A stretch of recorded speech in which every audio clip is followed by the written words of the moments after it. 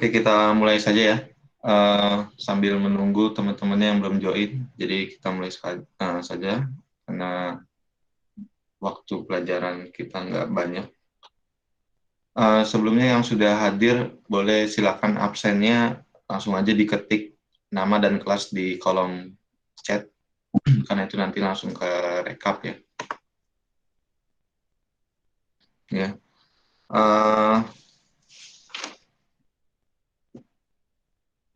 Hari ini benar pelajaran saya ya. Ini di kecantikan.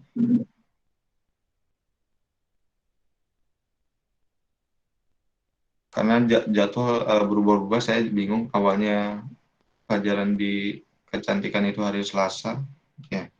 Sekarang jadi hari Kamis.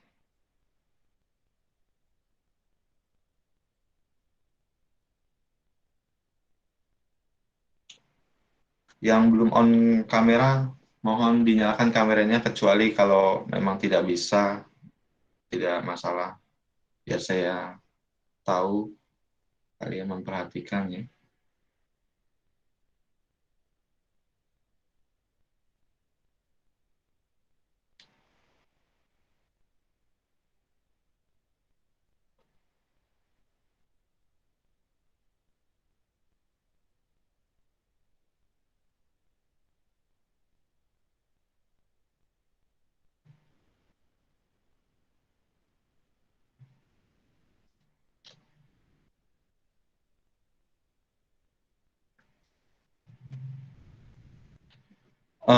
Coba saya mau tanya di kecantikan nih, hari hari ini pelajarannya sejarah, setelah itu pelajaran apa?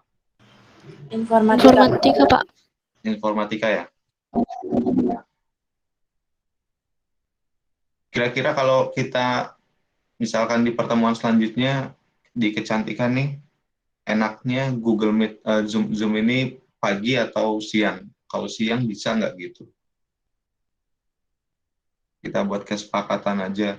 Kalau misalkan pagi uh, kayaknya kurang kurang ini ya, karena situasi di rumah kan memang berbeda kalau kita ke sekolah ya. Kalau belajar pagi, kalau di rumah mungkin ada pekerjaan-pekerjaan lain.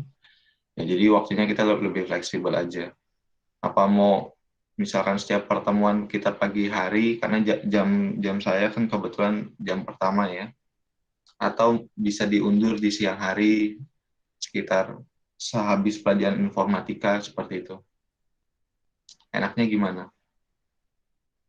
Ada yang keberatan nggak kalau pagi-pagi? Sih, Pak, saya mah. Nggak apa-apa ya?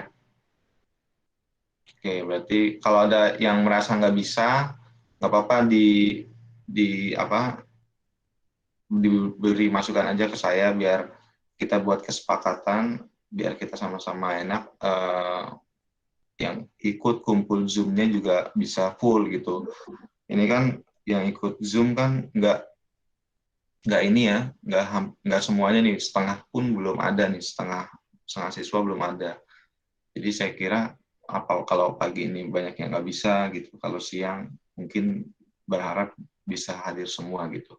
Makanya ini saya rekam biar yang tidak hadir bisa nanti nonton nonton rekaman Zoom kita kayak gitu. Oke, saya mulai saja ya. Assalamualaikum warahmatullahi wabarakatuh. Selamat pagi. Ya, salam sejahtera untuk kita semua. Semoga kita semua dalam keadaan sehat walafiat. Ya, pertemuan kali ini saya akan membahas materi sejarah ya, tentang kerajaan Hindu Buddha ya. Sebelumnya di minggu lalu saya sudah buat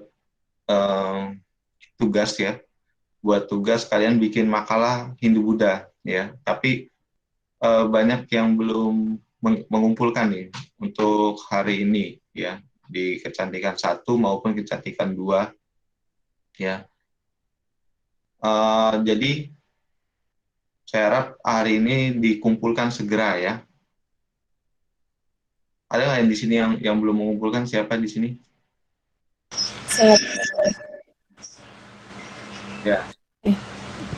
Hari ini terakhir ya. Nanti kalau kamu ngumpulin tugasnya telat, Dia ada keterangan terlambat di situ dan sedikit mengurangi nilai kalian kayak gitu. Oke, sebentar saya share screen dulu.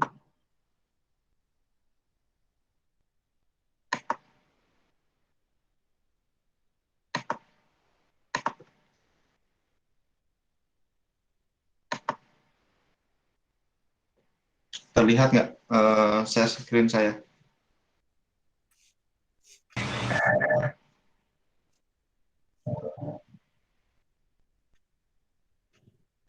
Belum terlihat, Pak. Belum ya? Udah, Pak. Udah ya? Pak. Oke. Kemarin saya suruh bikin makalah kerajaan Hindu-Buddha ada 10 kerajaan, ya, kerajaan Hindu-Buddha. Sebenarnya kerajaan Hindu-Buddha di Nusantara, di Indonesia tidak hanya 10. Ada yang bisa salah satu bantu sebutkan kerajaan yang ada di Indonesia apa aja? Boleh? Ada yang berani nggak? Kutai, Pak. Kerajaan Ya, Kutai. boleh. Apa? Kerajaan Apa aja? Kutai. Kerajaan Tarumanegara. Tarumanegara, terus? Kerajaan Sriwijaya. Sriwijaya, Lagi ya. Kerajaan Pajajaran.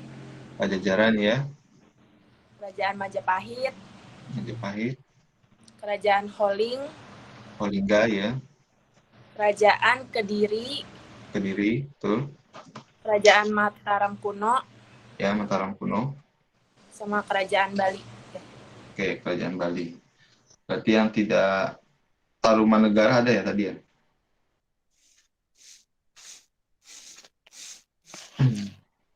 Ya, jadi itu merupakan kerajaan-kerajaan Hindu-Buddha yang ada di Indonesia. Nah, coba saya sedikit merefleksi materi-materi sebelumnya. Masih pada ingat nggak? Agama Hindu-Buddha ya, itu munculnya di negara mana? Di wilayah mana? Yang bisa jawab? Hindu-Buddha munculnya di wilayah mana? Kalau agama Islam, agama Kristen, ya itu kan munculnya di wilayah Timur Tengah ya. Di agama Islam munculnya di wilayah Arab, ya. Nah kalau Hindu Buddha ini munculnya di daerah mana? Ada yang bisa jawab? Silakan.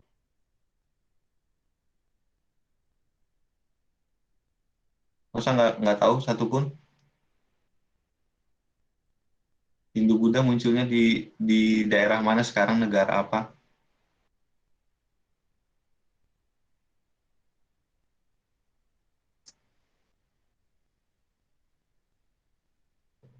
Ini nggak tahu apa malu buat jawab nih? Ayo daerah mana?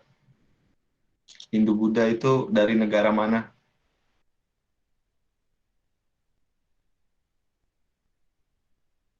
Angela tahu Angela?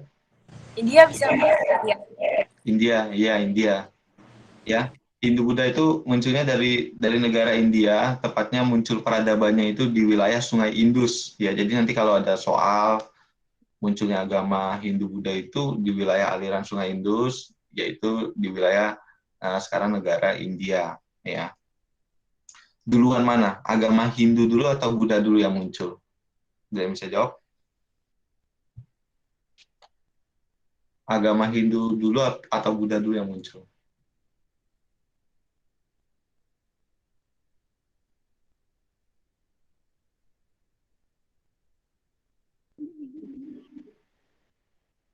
Ayo jangan Angela lagi yang jawab, yang lain biar saya ingat nih nama-namanya.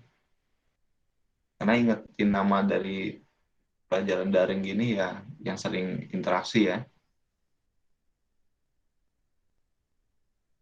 Dia bisa jawab agama Hindu dulu atau Buddha dulu? Yang nggak bisa jawab lewat mic boleh di chat aja nggak apa-apa. Boleh di chat Hindu dulu atau Buddha dulu. Tadi katanya ada yang masalah suaranya ya. Suaranya nggak terdengar.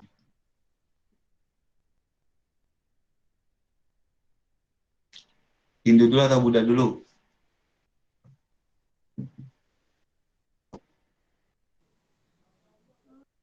Ada yang bisa jawab? Hindu, Pak. Hindu, Pak. Ya, Jenny, Dinda. Hindu dulu ya. Jadi agama Hindu muncul terlebih dahulu, ya, kemudian diikuti baru agama Buddha sebagai refleksi ketidaksetujuan dari beberapa sistem di agama Hindu. Maka muncullah agama Buddha. Seperti itu. Sebelumnya mohon maaf, di sini ada yang agama Hindu atau Buddha? Boleh angkat tangan atau buka mic-nya? Ada nggak yang agama Hindu atau Buddha di sini? Tidak ada ya? Oke, kalau nggak ada, saya lanjut.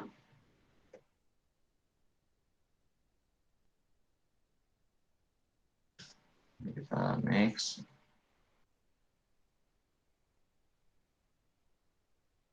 Ini yang ada di PowerPoint ini kita akan membahas kerajaan-kerajaan Hindu-Buddha. Ada berapa nih? 1, 2, 3, 4, 5, 6, 7, 8, 9, 10, 11, 12, 13. 13 kerajaan Hindu-Buddha. Ya. Yang pertama, kerajaan Hindu-Buddha pertama di Indonesia itu adalah Kerajaan Kutai. Ini ya. Kerajaan Kutai ini berdiri sekitar abad keempat. Ya. Abad keempat Masehi. Ada yang tahu lokasinya di mana Kerajaan Kutai? Di pulau mana di Indonesia? Sumatera kah, Jawa kah, Kalimantan, Sulawesi, atau Papua? Ada yang tahu Kerajaan Kutai letaknya di mana? Kalimantan, Pak. Ya, ayo di Kalimantan ya, Kalimantan Timur. Nah, kemudian Kerajaan Tarumanegara ya, itu di wilayah Jawa Barat ya. Sekitar abad ke-5, kemudian Kerajaan Holingga, Kerajaan Melayu, Kerajaan Sriwijaya, Kerajaan Panai, Kerajaan Mataram kuno, Kerajaan Medang Kamulan, Kerajaan Kediri, Kerajaan Singasari, Kerajaan Bali, Kerajaan Sunda, dan Kerajaan Majapahit. Nah, ini diurutkan berdasarkan pertama berdirinya ya. Jadi kerajaan Hindu-Buddha tertua di Indonesia itu adalah Kerajaan Kutai yang ada di Kalimantan, tepatnya di Kalimantan Timur. Ya, kan nggak lama heboh ada berita ibu kota mau dipindahkan. Ya, ibu kota mau dipindah ke wilayah Kalimantan, yaitu di Kutai Kartanegara, dan mana wilayahnya itu di daerah Kalimantan Timur. Ya, nah itu wilayah kerajaan Kutai ada di Kalimantan tuh, letaknya di wilayah pesisir pantai ya. Oke.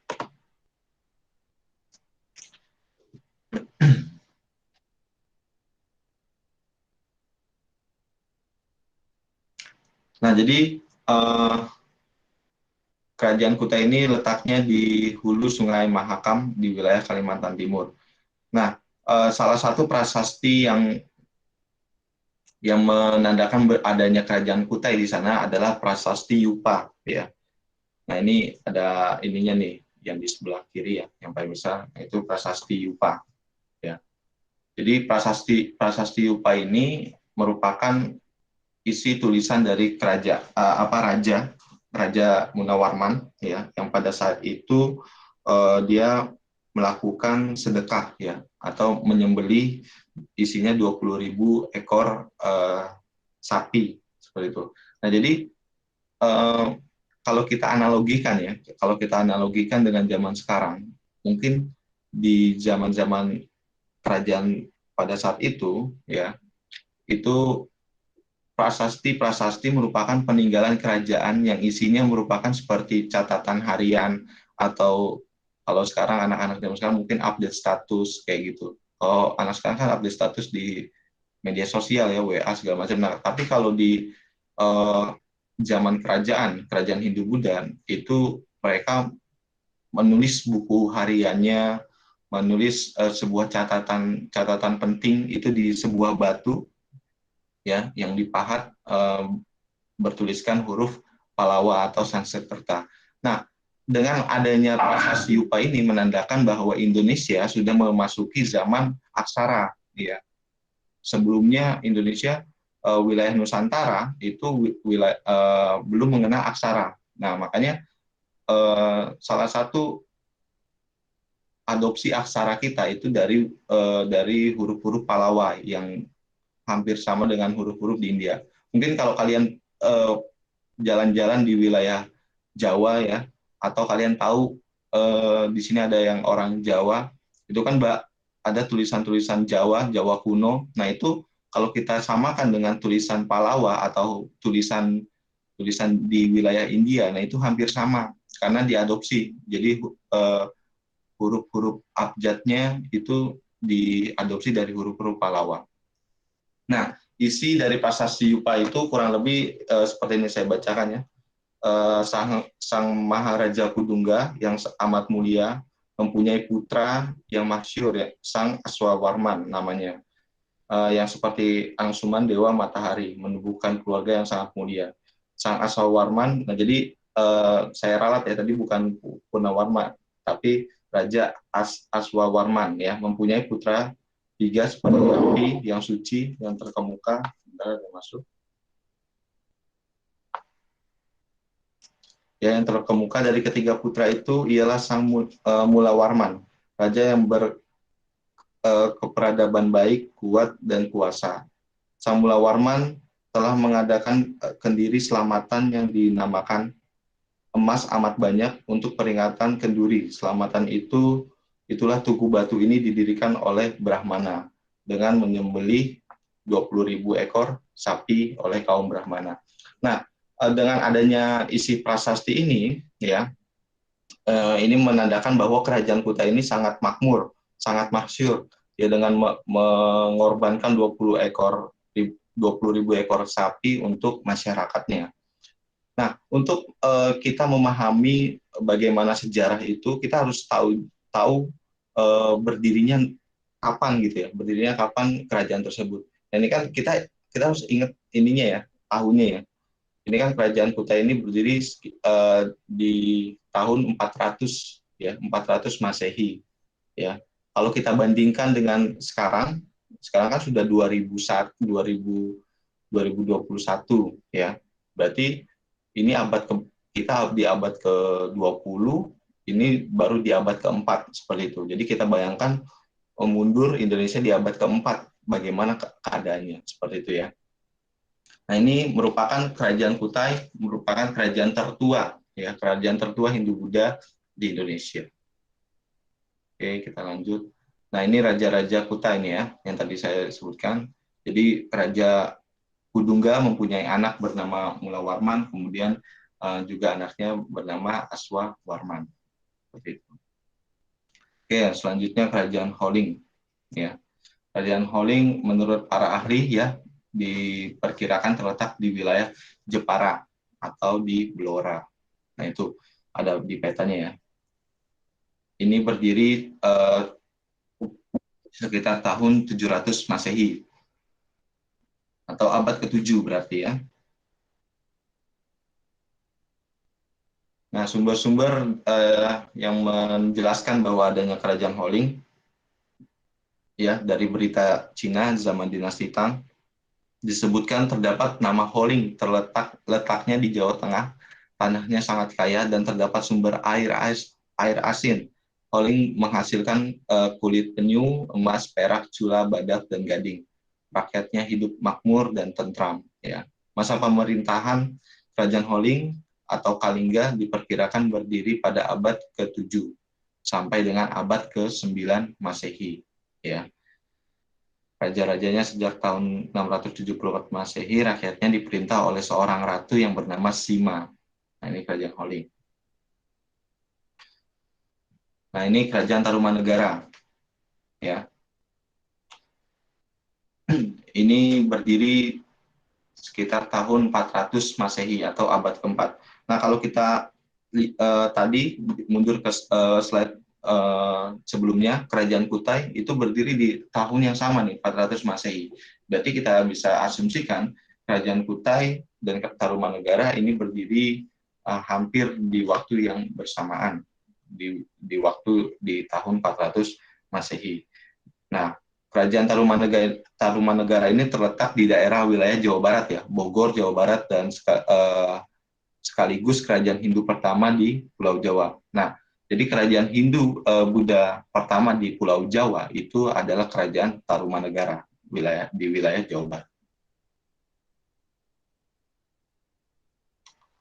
Nah, raja-rajanya berdasarkan sumber-sumber sejarah yang ditemukan hingga saat ini, Raja Tarumanegara dikenal dengan yang bernama Purnawarman.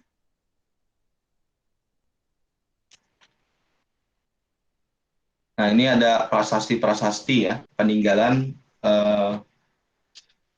kerajaan Tarumanegara. Ya, ada prasasti Ciareten. Ya, ini prasasti Ciareten merupakan prasasti yang isinya telapak kaki Raja Tarumanegara, yaitu Raja Purnawarman ya. Nah, jadi isinya selain telapak kaki ya, isinya ada tulisan yang tertulis, saya bacakan. Inilah tanda sepasang telapak kaki yang seperti kaki dewa Wisnu, kaki dewa Wisnu ialah telapak kaki yang mulia Sang Purnawarman, raja di negeri Taruma, raja yang gagah berani di dunia. Seperti itu. Jadi prasasti Ciareten ini ada telapak kaki Raja Purnawarman yang merupakan titisan dewa Wisnu ya. Nah, sebelumnya di materi sebelumnya saya sempat jelaskan ya, ada 3 dewa utama di agama Hindu. Ada yang bisa sebutkan 3 dewa utama itu apa aja? Satu nih saya sebutkan, Dewa Brahma ya. Itu merupakan dewa yang menciptakan alam semesta ya. Jadi ada 3 dewa yang disebut dengan Trimurti ya.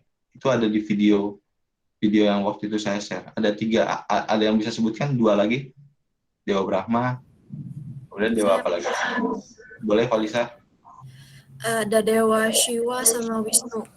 Oke. Jadi ada 3 dewa utama ya, 3 dewa utama yang diakui di agama Hindu. Dewa Brahma sebagai pencipta. Kalau kita analogikan dengan mungkin agama Islam, Dewa Brahma ini Tuhannya yang menciptakan alam semesta. Nah, kemudian Dewa Wisnu. Dewa Wisnu adalah dewa penjaga alam semesta ya, yang memelihara alam semesta. Ini di keyakinan agama Hindu. Dan Dewa Siwa merupakan dewa penghancur yang suatu saat akan menghancurkan alam semesta ini. Ya, bisa kita analogikan seperti akhir zaman atau kiamat. Ya. Nah, jadi dengan adanya kerajaan Hindu Buddha, ya raja-raja itu dinobatkan sebagai titisan dewa, ya merupakan titisan dewa Wisnu yang memelihara alam semesta ini. Seperti itu, maka efek dari munculnya kerajaan-kerajaan Hindu Buddha ini, sistem pemerintahan di Nusantara itu yang tadinya merupakan kepala suku dipilih dengan yang terkuat. Nah, dengan adanya ajaran Hindu Buddha ini, sistem kepemimpinan diambil alih oleh raja. Ya, raja-raja merupakan titisan dari dewa. Nah, ini balik lagi ya, kerajaan Tarumanegara prasasti Ciareten. Ya, yang isinya telapak kaki raja ya, yang merupakan titisan dewa Wisnu. Kemudian ada prasasti Tugu ya. Ya. Prasasti Tugu ini merupakan prasasti yang menuliskan dibangunnya sungai ya.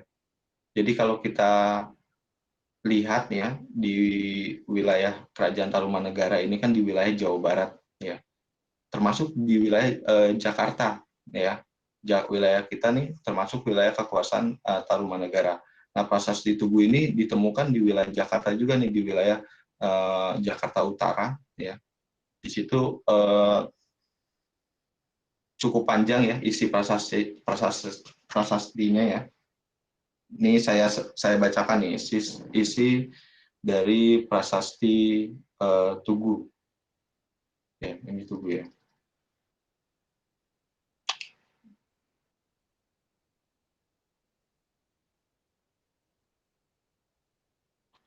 Jadi dahulu sungai yang bernama Candrabraga telah digali oleh Maharaja yang mulia dan yang memiliki lengan kencang serta kuat, yakni Purnawarman. Ya, untuk mengalirkan ke laut setelah saluran sungai ini sampai ke istana kerajaan yang termasyhur. Pada tahun ke-22, yang tahta yang mulia Raja Purnawarman yang berkilau-kilauan karena kepandaian, ya, dan kebijaksanaannya serta menjadi panji-panji segala raja, maka sekarang beliau pun menitahkan pula menggali kali atau saluran sungai yang permai dan berair jernih, Gomati namanya. Setelah kali saluran sungai tersebut mengalir melintas di tengah-tengah tanah kediaman yang mulia sang pendeta Nanekda, Raja Purnawarman. Pekerjaan ini dimulai pada hari baik tanggal 8 Paro Gelap bulan Pulguna dan selesai pada tanggal 13 Paro terang bulan Caitra. Jadi hanya berlangsung 21 hari lamanya. Ya, sedangkan saluran galian tersebut panjangnya 6.122 tombak atau sekitar 11 km. Ya. Selamatan baginya dilakukan oleh para kaum Brahmana disertai dengan 1.000 ekor sapi yang dihadiahkan. Nah, ini isi prasasti Tugu. Ya, jadi pada saat itu Raja Tarumanegara Purnawarman membuat aliran sungai, menggali sebuah kali karena kerajaannya ini sering terjadi banjir, maka dibuatlah kanal atau sungai, aliran sungai yang panjangnya sekitar 11 km. Nah, sungai ini dinamakan Sungai Candrabraga. Nah, kalau sekarang itu merupakan Sungai Bekasi, ya. Jadi Bekasi itu berasal dari kata Bagasasi, ya. Jadi Sungai Bekasi itu dibangun pada masa kerajaan Tarumanegara, ya. Nah, kemudian ada prasasti kebun kopi, ya. Prasasti kebun kopi ini merupakan ciplakan kaki gajah, ya. Kalau tadi prasasti Ciareten telapak kakinya Raja Purnawarman, prasasti kebun kopi merupakan ciplakan kaki gajah yang merupakan alat transportasi Raja Purnawarman. Ya, di situ ada tulisan juga huruf Palawat, cuman tidak terbaca karena hancur. Ya. Kemudian ada prasasti Jambu, prasasti Pasir Abu. Ini peninggalan dari kerajaan Tarumanegara. Oke.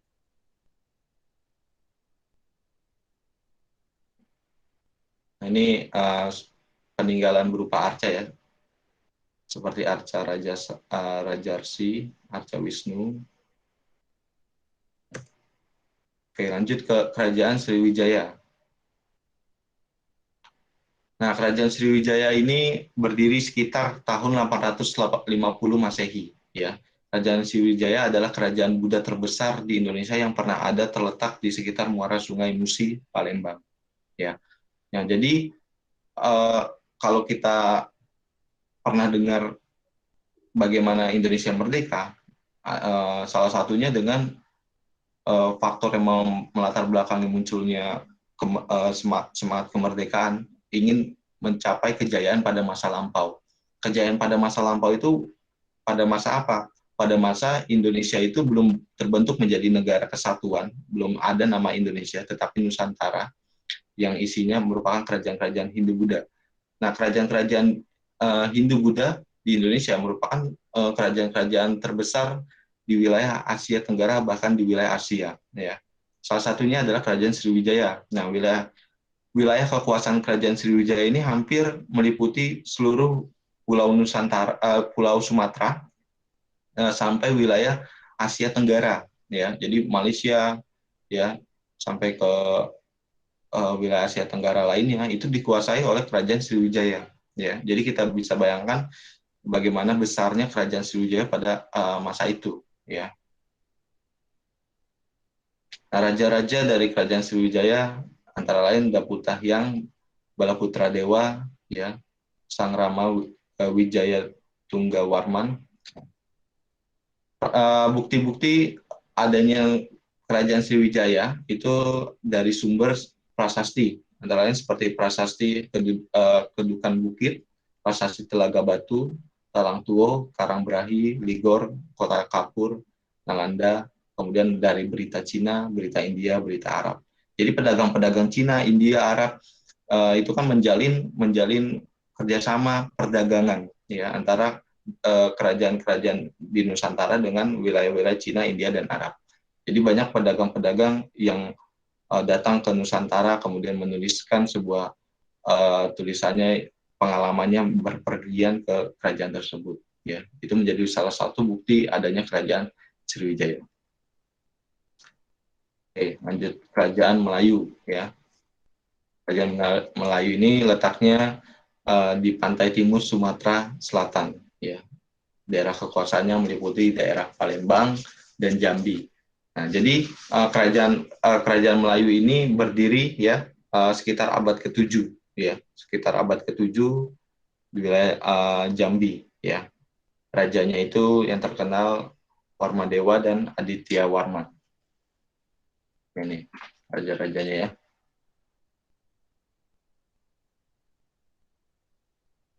Nah, sumber-sumber sejarah mengenai keberadaan kerajaan Melayu, adanya berita Cina, kitab Kertagrama, dan para raton. Ya. Ini nanti PowerPoint-nya saya share ya di Google Classroom ya. Kemudian kerajaan Panai ya.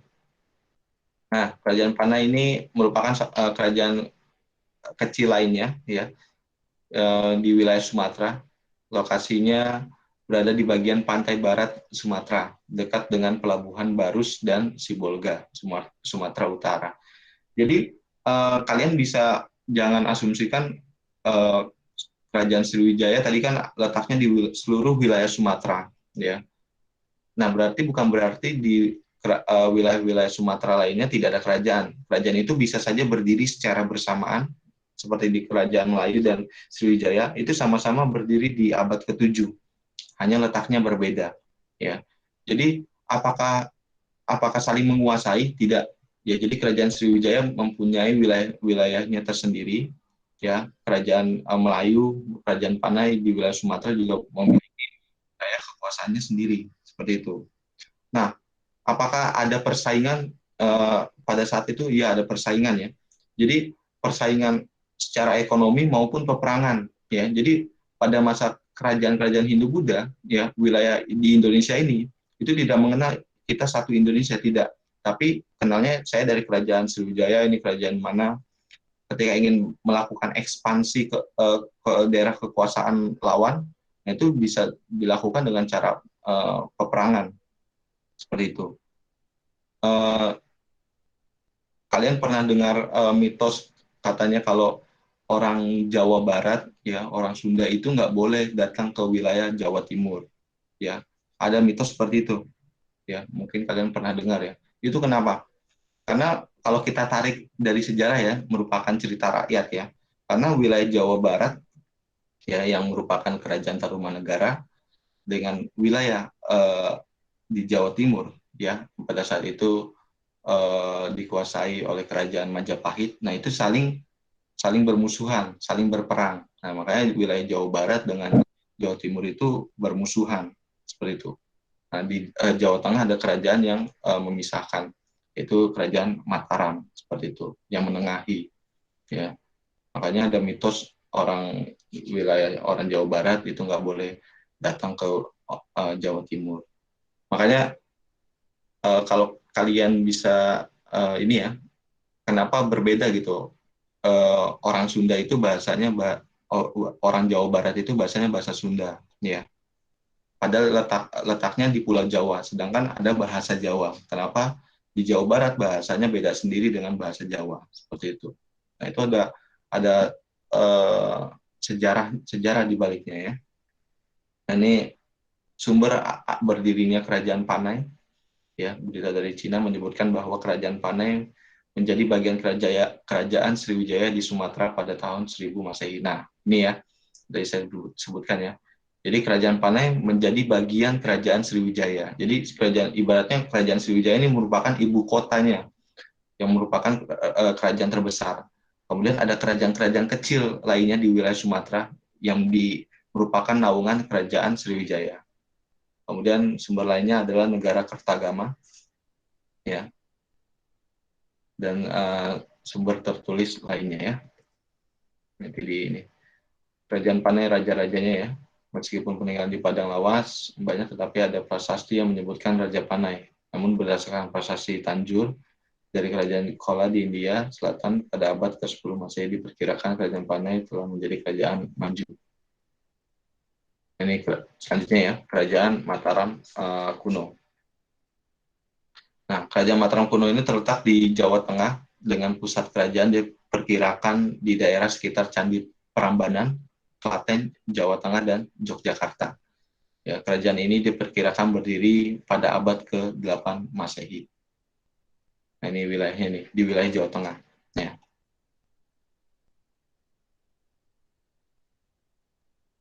Nah, ini peninggalannya nih ya. Ada prasasti Canggal, prasasti Kelurak, Kedong Songo, kompleks Candi Dieng, Candi Prambanan, Candi Palasan Borobudur, Candi Mendut, Candi Sewu, Candi Pelaosan, ya, prasasti Kedu, prasasti Ratu Boko. Ya. Jadi kalau kalian pernah ke Jogja, ya, itu kan terkenalnya dengan adanya banyak candi ya. Ada di situ ada Candi Prambanan, ada Candi Ratu Boko, ya. Borobudur walaupun letak wilayahnya itu tidak termasuk di Yogyakarta, ya. Ada perbedaan nih antara Candi Borobudur dengan Candi Prambanan. Ada yang tahu bedanya di mana? Dari segi bentuk, dan bisa bedain nggak? Kalau Candi Borobudur gimana? Candi Prambanan gimana? Kalau Candi Borobudur ya, kalau kita lihat dari segi bentuk ya, dia melebar ya, namun tidak mengerucut ke atas, tidak terlalu tinggi ya. Kalau Candi Prambanan itu tidak lebar, kecil, tapi mengkerucut ke atas tinggi ya. Nah, dari bentuknya kita bisa beda ini.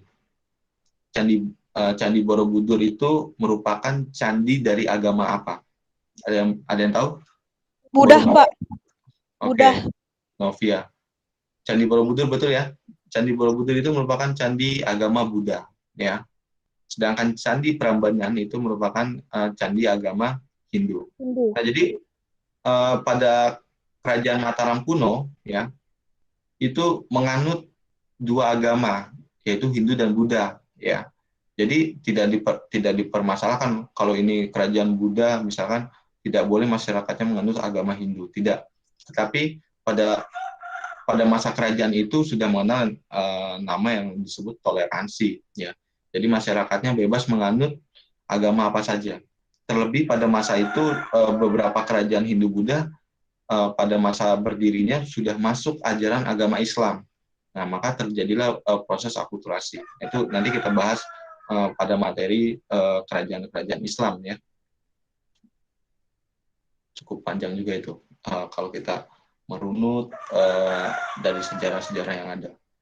Nah, raja-raja Mataram kuno ya terkenal antara lain Sanjaya, Panangkarang, Samaratungga, Rakai Pikatan, Kaiwangi, Rakai Watahu Humalang, Biah Balitung, Rakai Sumbadia Wawa. Ya, ini raja-raja dari Mataram kuno.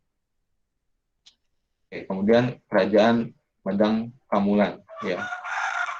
Kerajaan ini merupakan kelanjutan dari kerajaan Mataram kuno, ya. Ketika Gunung Merapi meletus pada tahun 929 Masehi, banyak keluarga kerajaan meninggalkan istana dan pindah ke Jawa Timur. Lalu Empok Sindok mendirikan kembali kerajaan di daerah dekat Sungai Berantas, ya. Nah, jadi Medang Kamulan ini diperkirakan letaknya di wilayah Sungai Berantas, ya. Jadi ketika Gunung Merapi kan tadi kan wilayahnya di wilayah Jawa Tengah tuh, ada di wilayah Candi Prambanan, Candi Borobudur, nah itu kan letaknya dekat dengan Gunung Merapi, ya. Ketika meletus di tahun 929 Masehi, kemudian pindah ke Jawa Timur dan mendirikan kerajaan baru disebut dengan Medang Kamulan. Nah, sumber-sumbernya ada prasasti Pujangan yang berisi tentang penghormatan terhadap Brahmana, Wisnu, Siwa, dan kepada Raja Airlangga. Ya, ini nanti dibaca saja. Ini raja-raja dari Medang Kamulan, ada Empu Sendok atau Sri Isyana Tunggadewa, Dharma Wangsa Teguh, dan Airlangga. Nah, kemudian kerajaan Kediri. Ya, kalau kalian tahu lokasi Kediri ya di Jawa Timur sekarang yang nama kotanya Kediri, yaitu salah satu wilayah bekas kerajaan Kediri. Ya, kerajaan Kediri itu merupakan pecahan dari kerajaan Medang Kamulan ya yang tadi didirikan setelah Mataram kuno. Ya. Kerajaan ini letaknya di wilayah Jawa Timur, pusat kerajaannya terletak di tepi Sungai Berantas. Ya, kerajaan ini berdiri pada abad ke-12 Masehi. Ya, jadi pecahan dari kerajaan Medang Kamulan. Sumber-sumber yang menjelaskan adanya kerajaan Kediri ini dari Candi Panataran, ya, Prasasti Wurara, Kitab Negara Kertagama, Kitab Calon Arang, Prasasti Malenga, Prasasti Pandlegan, dan Prasasti Hantang. Ya. Nah, raja-raja dari kerajaan Kediri antara lain, ya, bisa dilihat ya. Oke, saya lanjut. Ini karya sastra, ya. Kerajaan Singasari, ya. Nah, ini terletak di wilayah daerah Malang sekarang ya, Jawa Timur. Kerajaan ini berkembang dari menjadi kerajaan yang besar, Kerajaan Singasari. Sumber yang menjelaskan adanya Kerajaan Singasari antara lain Candi Singasari, ya, itu ada gambarnya. Kemudian Kitab Pararaton berisi tentang raja-raja Singasari, Kitab Negara Kertagama, ya, Kitab Kidung Serat Arok, kemudian berita dari Cina.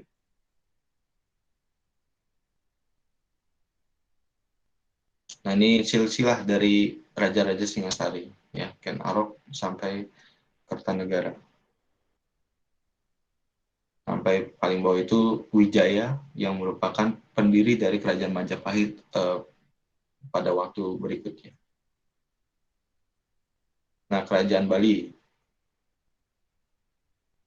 Ini tulisannya agak nggak kelihatan ya, di situ ya. Jadi saya ubah ya. Jadi Kerajaan Bali letaknya jelas di Pulau Bali, ya.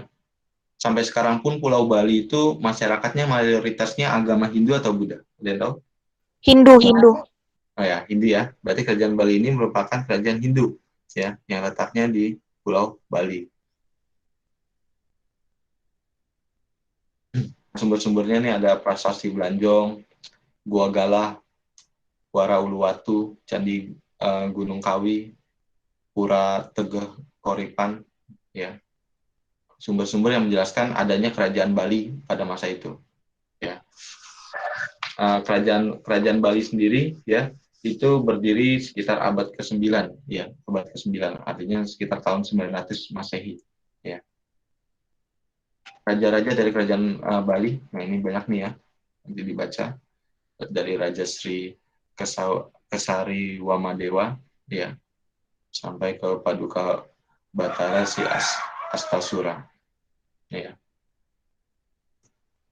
Kerajaan Sunda, ya, dari namanya Kerajaan Sunda berarti letaknya di wilayah Jawa Barat, ya. Nah, Kerajaan Sunda ini kerajaannya berpindah-pindah tempat ya, mulai dari wilayah Galuh yang sekarang Ciamis, ya, hingga ke Pakuan yang sekarang Bogor, ya.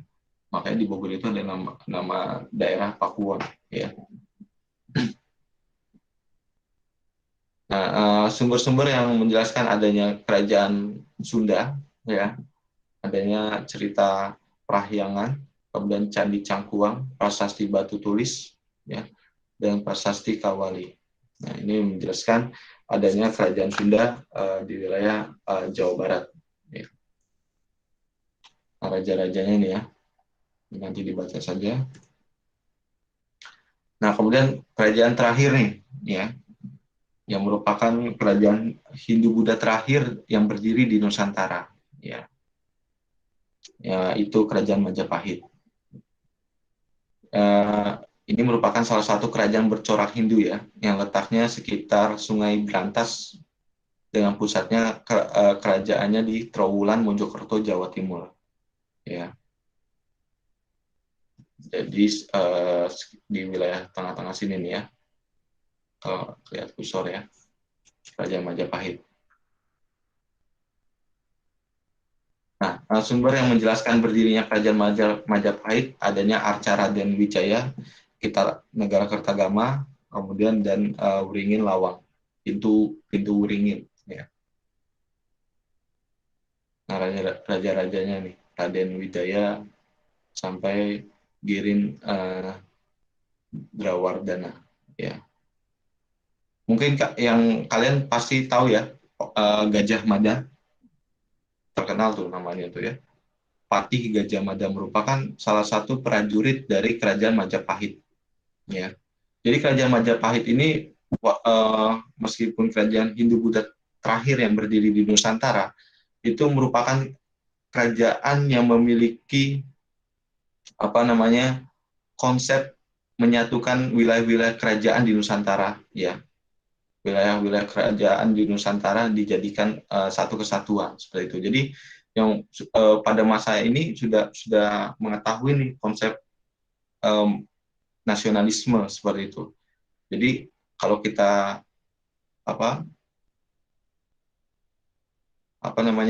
dari kitab-kitab Majapahit ya, itu Patih Gajah Mada itu mengucapkan Sumpah Palapa. Ada yang tahu Sumpah Palapa? Ada yang pernah dengar nggak Sumpah Palapa? Jadi Sumpah Palapa itu dia akan berpuasa, ya, akan berpuasa sampai wilayah Nusantara ini bersatu menjadi satu kesatuan, seperti itu. Nah, jadi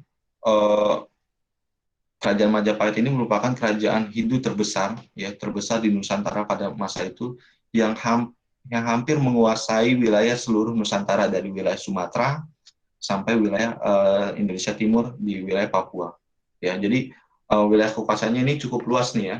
Hampir seluruh wilayah Indonesia sudah dikuasai oleh Kerajaan Majapahit. Dikuasai dalam artian menjadikan satu kesatuan wilayah naungan pemerintahan Majapahit. Seperti itu. Ya. Kalau kalian tahu asal muasal dari kata Tutwuri Handayani, ya. Itu kan dari tulisan dari Kerajaan Majapahit ya. Tutwuri Handayani. Bukan Tutwuri Handayani, saya lupa. Bhinneka Tunggal Ika ya. Bhinneka Tunggal Ika. Nah, itu kan dari Pak Sasti di Kerajaan Majapahit. Bhinneka Tunggal Ika artinya apa? Berbeda-beda tetapi tetap satu jua. Nah, betul ya, Novia Rizky. Nah, itu dicetuskan dari Kerajaan Majapahit. Dia ingin walaupun berbeda-beda tetapi ingin tetap menjadi satu kesatuan seperti itu. Nah, itu maka diambillah menjadi sebuah semboyan negara kita, Bhinneka Tunggal Ika. Seperti itu.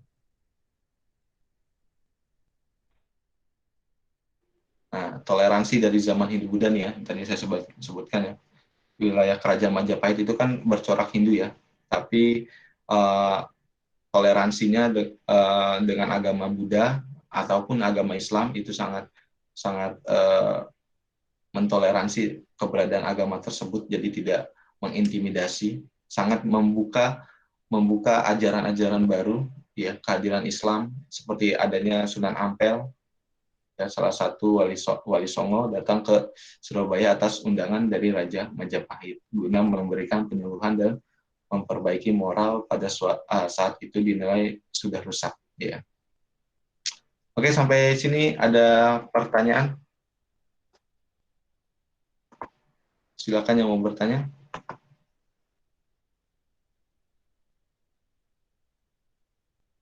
Ini ada kelas perhotelan juga ya, Pak Falisa. Sebenarnya pelajaran sejarah itu di hari Senin atau di hari Kamis di perhotelan? Ingat nggak jadwalnya?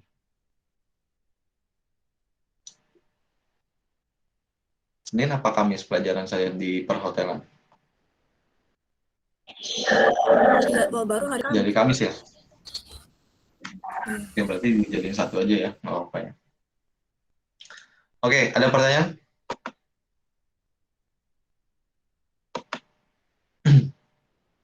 Nah, jadi masa kejayaan kerajaan-kerajaan Hindu-Buddha kalau kita tarik rentang waktunya itu dari abad keempat ya dengan berdirinya kerajaan Kutai, abad keempat berarti tahun sekitar 400 Masehi ya, sampai dengan abad ke-15 yaitu dengan hancurnya kerajaan Majapahit atau di tahun 1500 ya. Di tahun 1500 itu kerajaan Majapahit selesai berdiri. Kerajaan Majapahit itu berdiri dari abad ke-12 ya, 1200 sampai abad ke-15 ya, wilayah Majapahit itu. Ada pertanyaan sampai sini? Silakan yang mau bertanya. Pak, saya ingin nanya, Boleh, silakan Pak Lisa. itu setelah kerajaan Hindu-Buddha terakhir selesai itu berdiri kerajaan lain yang bukan Hindu-Buddha apa udah gak ada kerajaan lagi, Pak? Oke. Ya, terima kasih Pak Lisa atas pertanyaannya, bagus. Jadi, apakah setelah Majapahit selesai berdiri, apa ada kerajaan lain? Ada ya. Jadi, pada saat itu kan, kalau nanti kita masuk ke materi selanjutnya nih, masuknya agama Islam. Masuknya agama Islam itu menurut sejarah yang dicatat itu sekitar abad ke-7. Abad ke-7 Masehi. Jadi kalau kita lihat tahunnya, waktunya ya, dari abad ke-7, Majapahit masih ada nih di abad ke-15. Artinya pada masa kerajaan Majapahit itu ajaran agama Islam sudah masuk ya. Tadi ada Sunan Ampel. Sunan Ampel yang diundang oleh Raja Majapahit untuk datang ke kerajaannya untuk memberikan nasihat atau penyuluhan. Nah, artinya di wilayah Jawa ya, Majapahit itu kan wilayah kekuasaan di wilayah Jawa Timur nih, letak kerajaan utamanya. Ya. Wilayah Jawa itu sudah masuk yang namanya Wali Songo ya. Nah, jadi pada saat Majapahit sudah berdiri, itu sudah ada juga kerajaan-kerajaan Islam yang berdiri ya. Salah satunya kerajaan yang sudah berdiri, kerajaan Demak, kemudian kerajaan Mataram. Tadi kan kalau kerajaan Hindu-Buddha itu kan Mataram kuno. Nah, muncul lagi nih kerajaan Islam yang namanya kerajaan Mataram. Wilayahnya sama, ya, wilayahnya sama, hanya saja coraknya berbeda. Kerajaan Mataram ini bercorakan agama Islam, ya. Itu sudah berdiri. Jadi ketika kerajaan Hindu-Buddha tadi Majapahit sudah selesai, masih ada Indonesia masih mengalami masa-masa kerajaan ya, jadi belum menjadi satu nih, belum menjadi nama Indonesia itu belum ada ya, tetapi Nusantara sistemnya kerajaan-kerajaan seperti itu. Jadi masih muncul kerajaan-kerajaan Islam ya setelah selesainya masa-masa kerajaan Hindu-Buddha. Oke, seperti itu. Terima kasih, Pak. Ya. Ada lagi pertanyaan, silakan.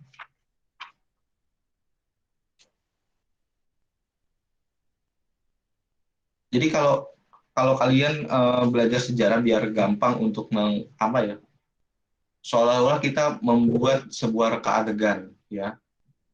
Ya, silakan Siti Aisyah, ya. Membuat reka adegan bagaimana terkonsep sebuah cerita itu menjadi sebuah peristiwa yang nyata di hadapan mata kita, bagaimana dengan cara kita mengingat rentang waktunya, ya.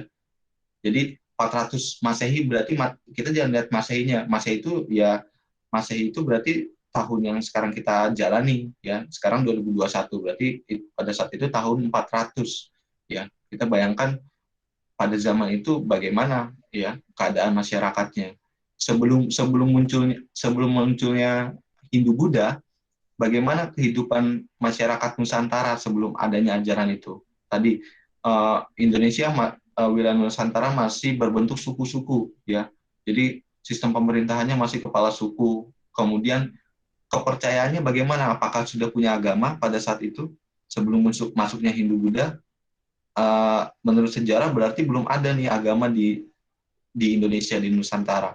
Jadi masyarakat Nusantara itu masih memiliki kepercayaan animisme dan dinamisme ya. Animisme itu kepercayaan kepada roh nenek moyang ya, yang mendiami suatu benda ya atau prasasti.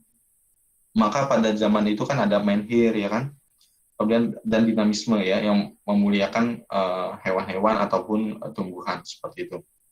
Ya, kepercayaan masih animisme dan dinamisme. Maka muncullah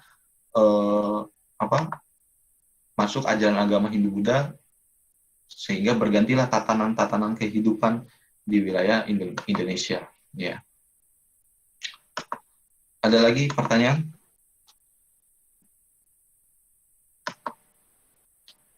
Nah, selain kalian memahami waktunya, kita juga harus tahu nih, sebenarnya kalian harus paham nih letak-letak peta dunia. Ya, jadi kita bisa mengetahui, membayangkan bagaimana persebaran agama-agama Hindu-Buddha. Kan tadi saya bilang di wilayah India, Sungai Indus. Nah, ini letaknya di sini nih, ya, Sungai Indus nih. Kelihatan kan di kamera kalian, di layar kalian? Kelihatan, Pak. Nah, ini India nih. Sungai Indus wilayahnya di sini, ya. Kemudian kalau kita lihat peta persebarannya ini, agama Hindu-Buddha ini menyebar nggak ke Indonesia saja, tapi ke wilayah-wilayah seperti wilayah Timur Tengah, ya, Afghanistan, Pakistan, kemudian Tiongkok. Maka di wilayah negara, apalagi negara Cina ya, itu banyak sekali yang menganut agama Hindu-Buddha. Sampai wilayah Jepang, Korea, ya, Korea, Jepang.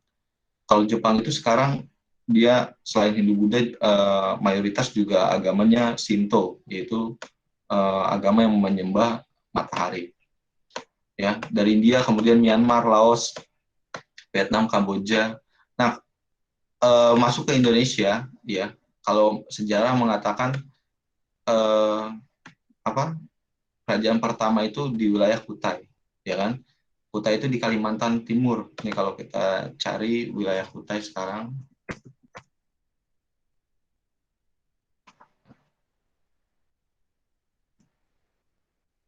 letaknya di sini Kutai. Nah, ini wilayah Kutai yang sekarang ya, di Kalimantan Timur. Mungkin saya gini nih.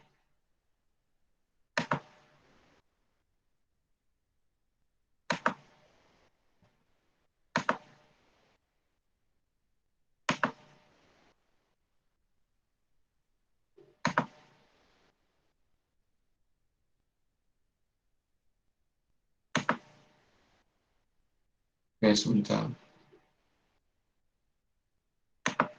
Nggak bisa ya.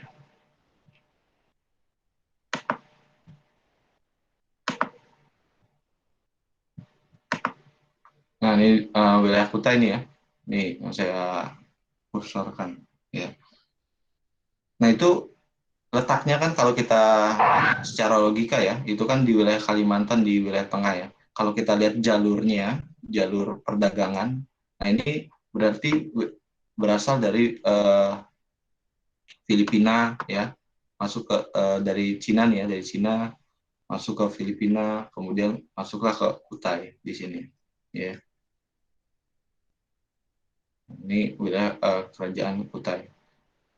Nah, kemudian berdiri kerajaan Hindu-Buddha pertama di Pulau Jawa itu Tarumanegara. Ya. Nah, ini letaknya di wilayah Jawa Barat nih ya.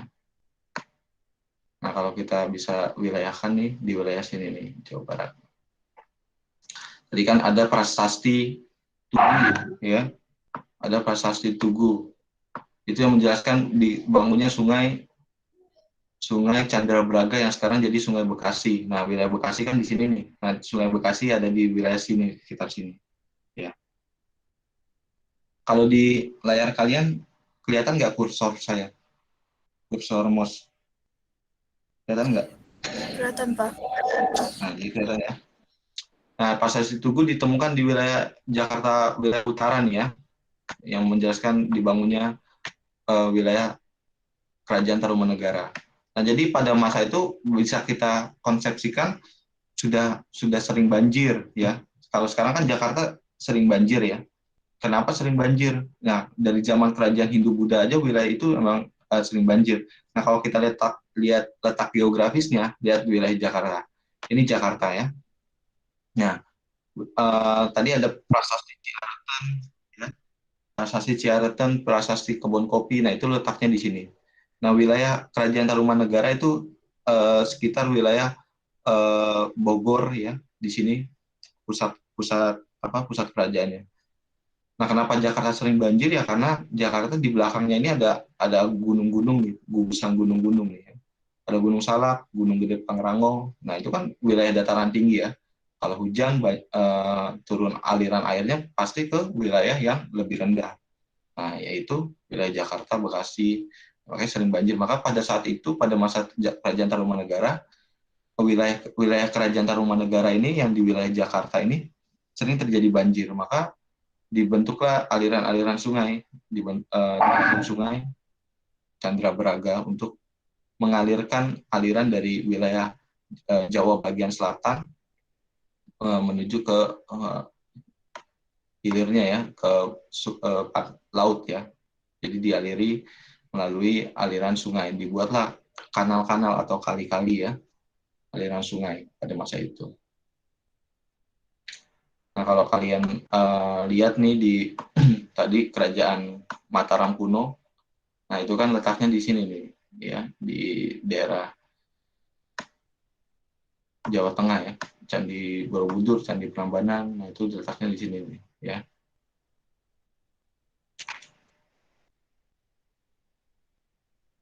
Tadi Kerajaan Majapahit ada di mana? Trowulan. Kalau kita lihat Trowulan, Jawa Timur.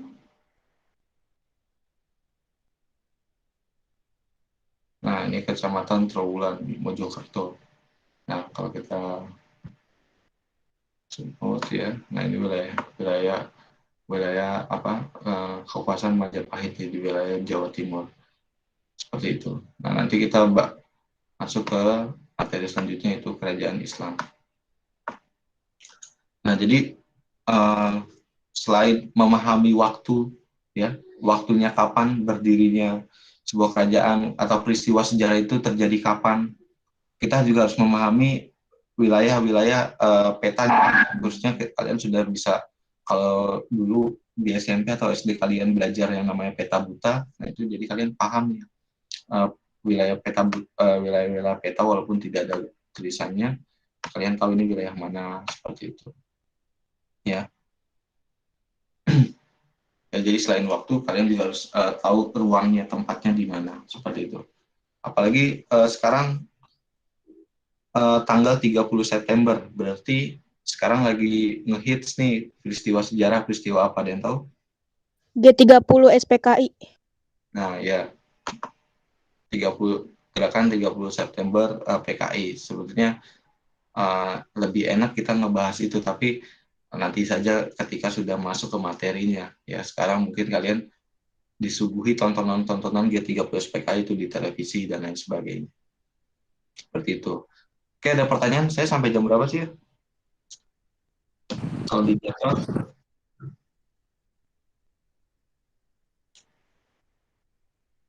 Ada pertanyaan? Silakan yang mau bertanya.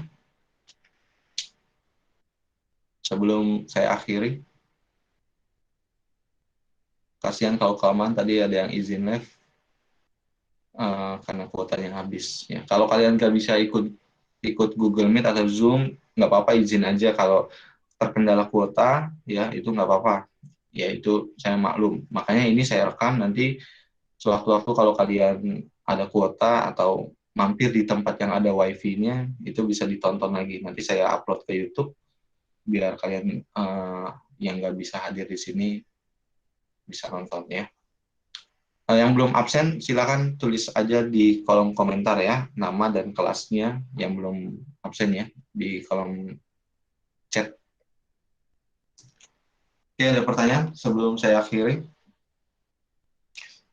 Minggu depan, ya, berarti kalau jadwalnya sama nih ya, perhotelan hari Kamis, jurusan kecantikan juga hari Kamis, berarti minggu depan kita PTS ya, penilaian tengah semester sejarah. Minggu depan kita penilaian tengah semester sejarah. Materinya dari materi pertama, ya, masih ingat kan, materi bab 1 sampai materi yang sekarang terakhir nih, ya, kerajaan-kerajaan Hindu-Buddha. ya. Nanti setelah PTS baru kita masuk materi masuknya kerajaan-kerajaan ajaran agama Islam, seperti itu.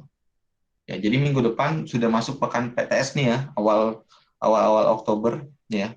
Tapi PTS-nya diselenggarakan sesuai jam pelajaran. Nah, jadi minggu depan kita PTS ya. Untuk tugas makalah ya yang belum mengumpulkan segera dikumpulkan, dan tugas-tugas lainnya nih ya. Saya sudah ngecek beberapa tugas-tugas sebelumnya yang masih belum mengumpulkan. Tolong dikumpulkan segera. Nanti saya rekap nilai-nilai tugas kalian ya, jangan sampai ada yang kosong. Seperti itu. Oke, sebelum saya akhiri ada pertanyaan?